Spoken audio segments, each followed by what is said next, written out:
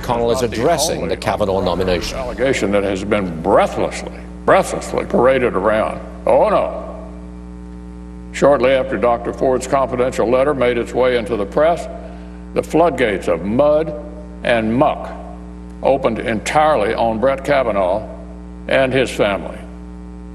Out of the woodwork came one uncorroborated allegation after another, each seemingly more outlandish than the last. A tabloid lawyer organized a red carpet rollout for someone who wanted to accuse Judge Kavanaugh of masterminding some kind of high school drug and serial sexual assault ring, hosting one wild party after another filled with sexual violence for which there conveniently happened to be zero witnesses. Zero witnesses. But plenty of people to refute the claims.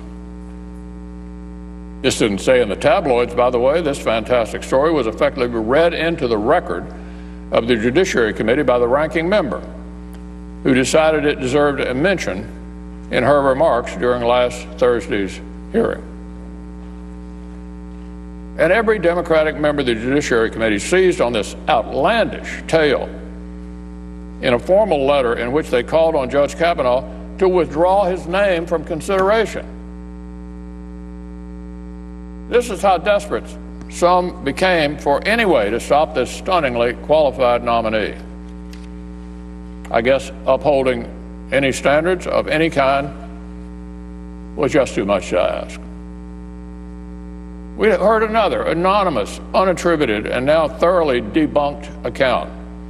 This time, an anonymous accusation from Colorado alleging physical abuse 20 years ago. A sitting federal district judge quickly stepped up to bat down that anonymous smear. We heard that Judge Kavanaugh was supposedly responsible for a sexual assault on a boat in Newport, Rhode Island, until the accuser recanted the story completely, but not before many in the media had begun eating it up.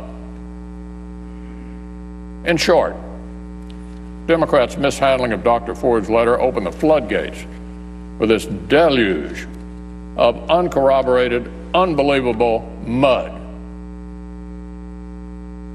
And the mudslide was cheered on and capitalized on at every turn by the far left that has been so eager to stop this nomination.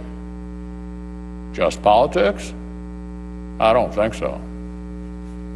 And on the other extreme, some of the other lines of attack have been completely trivial. Last night, the New York Times unleashed this major story. Get this. Judge Kavanaugh may have been accused of throwing some ice across a college bar in the mid-1980s. Talk about a bombshell. One can only imagine what new bombshell might be published today or tomorrow. But here's what we know, Madam President. One thing for sure. The Senate will vote on Judge Kavanaugh here on this floor this week. Here on this floor this week. Our Democratic friends will try to move the goalposts yet again. Just yesterday, they submitted a list of 24 people whom they wanted the FBI to interview. So I'm confident we'll hear that even the very same supplemental FBI investigation Democrats had so loudly demanded is now magically no longer sufficient. Well, after the FBI shares what they've found, senators will have the opportunity to vote. We'll have the opportunity to vote no on the politics of personal destruction. We'll have the opportunity to vote yes on this fine nominee.